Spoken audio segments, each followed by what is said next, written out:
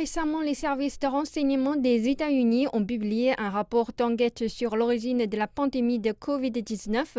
Avant cela, les États-Unis ont fait pression sur l'OMS pour qu'elle enquête sur la Chine et concentre ses recherches sur la violation par la Chine des règles de laboratoire provoquant une fuite de virus.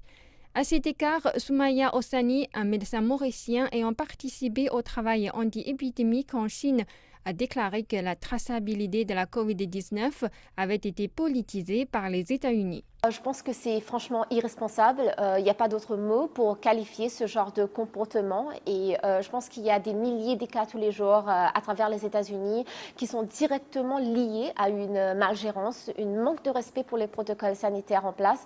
Et il y a aussi des marches qu'on voit sur les mesures qui sont considérées comme liberticides. Et aussi, j'ai suivi pas mal de presse de Washington. Il me semble qu'ils cherchent bel et bien un bouc émissaire pour faire payer le prix de cette pandémie. En réponse à la deuxième phase du plan chinois pour la traçabilité de la pandémie de COVID-19, qui promeut la recherche sur la traçabilité dans de nombreux pays et régions du monde, un professeur de droit de l'Université de Strasbourg a déclaré que depuis le début, la Chine avait pleinement répondu à la crise de la COVID-19 et qu'elle avait pleinement coopéré avec l'OMS afin d'effectuer la traçabilité de la COVID-19 de manière sérieuse et scientifique. Et je crois que la Chine, comme tous les autres pays, a à cœur de pouvoir trouver tous les éléments permettant de savoir dans quelles conditions cela a apparu, dans quelles conditions cela s'est propagé et quels sont les meilleurs remèdes pour faire face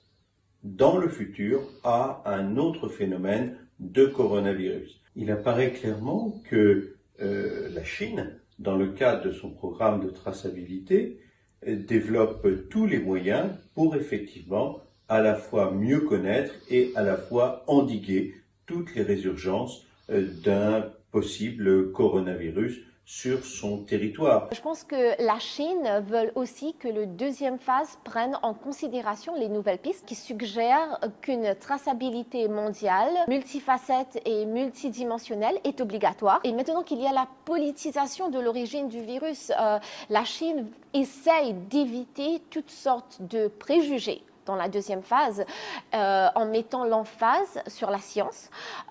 Ils veulent aussi éviter un gros gaspillage de temps et de ressources qui peuvent ralentir le processus de traçabilité du virus. Concernant les futurs travaux de traçabilité, les deux personnes interviewées ont affirmé que le monde avait suffisamment confiance dans le plan de traçabilité proposé par la Chine et qu'elles espéraient que tous les pays puissent travailler ensemble pour trouver le meilleur plan pour faire face à cette pandémie mondiale.